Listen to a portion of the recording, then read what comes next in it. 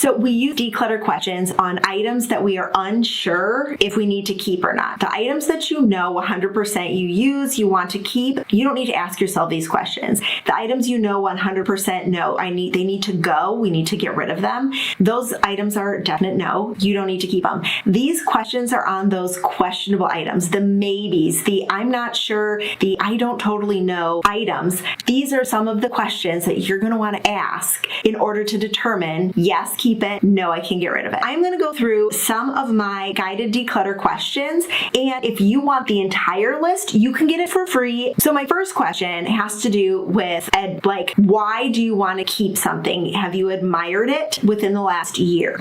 And I say the last year because some things we like to keep and admire because they do have sentimental meaning. If there are holiday items that you really like and appreciate, then you only use those within the past year. You don't use those all the time. I once had an in-home client who had this entire box of old ornaments, and she loved them, but she never admired them. She never put them up. She never did anything because they were old. So instead, she decided to hire a photographer to take pictures of all of these ornaments and stage them, make them really cute, have family stories with them. And now it's created a book of all of these ornaments with family stories behind each one. So now she's able to admire these ornaments in a different way. So she doesn't need to hold on to the physical thing. So that's why I'm asking, have you admired this item within the past year? Because if you've just opened the box, are you actually admiring them, or are you just holding on to something that you hope one day maybe you can display? So ask yourself that. And then another question that is a really big one in the minimalist community is, can you replace this item for $20 or less? Now, for some of you, $20 might be a lot of money. So give yourself an amount.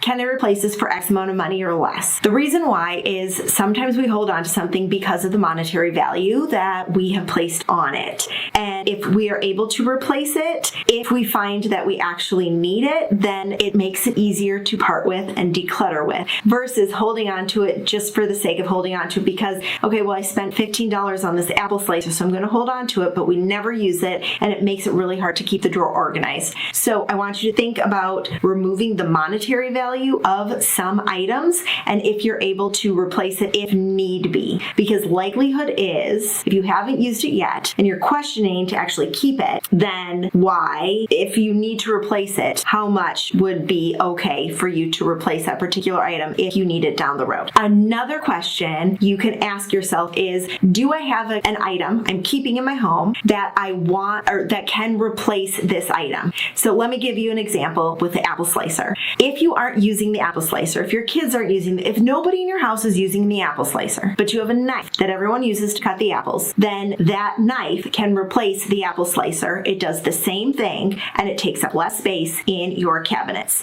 So when you ask yourself, do I have another item in my home that can replace this item? That's what you want to focus on. Can this item that you have be replaced by something else and do the exact same purpose? Do you want to handle this item again? That means, do you want to have to decide whether you need to keep it or donate it again? That is a big question because a lot of times we hold on to things like, well, I might use it one day. But what if one day comes and you're still asking yourself, do I need to keep this item? Do I want to handle this again? This is where you need to get really serious with yourself and focus on if it is actually worth keeping or if you can part with it. Another question, am I keeping this item out of guilt? If you're keeping something because it's supposed to be sentimental, if you're keeping something because it's supposed to be whatever, you're keeping it out of guilt. And a lot of times you can part with that particular item. We can switch how we view gift giving. The act of giving the gift is the gift, not the physical item of said gift. When you start to look at the generosity of somebody, not the physical item that they gave you, it helps eliminate some of the guilt on some items. So you can ask yourself, am I keeping this out of guilt? And what would happen if I parted with it now? A clothing question, do I actually wear this or do I like the idea of this item? Because a lot of times we like the idea of this item. We like the vision of ourselves in this particular ensemble, but that ensemble might not actually be flattering on us. We might not actually have anywhere to wear it to. What if like that particular item just doesn't go with any of our life choices, but you like the idea of that item? It is okay to let that item go and know it served its purpose. It served its purpose in you thinking about yourself in a different light. Now, if you're like, no, I want that version of me, I want to wear that outfit, I'm going to be that person, then start wearing it. Or why are you not wearing it? Why? What is the why behind it? When you start asking yourself these questions, it's going to make figuring out what to keep and what not to keep so much easier, because you can get clear on what direction you want to have things in your house. The end goal of your home is for it to feel cozy and loved. You don't want to have that extra baggage, the physical remains of the baggage hanging in your house. You don't need that. You don't. So you can part with it.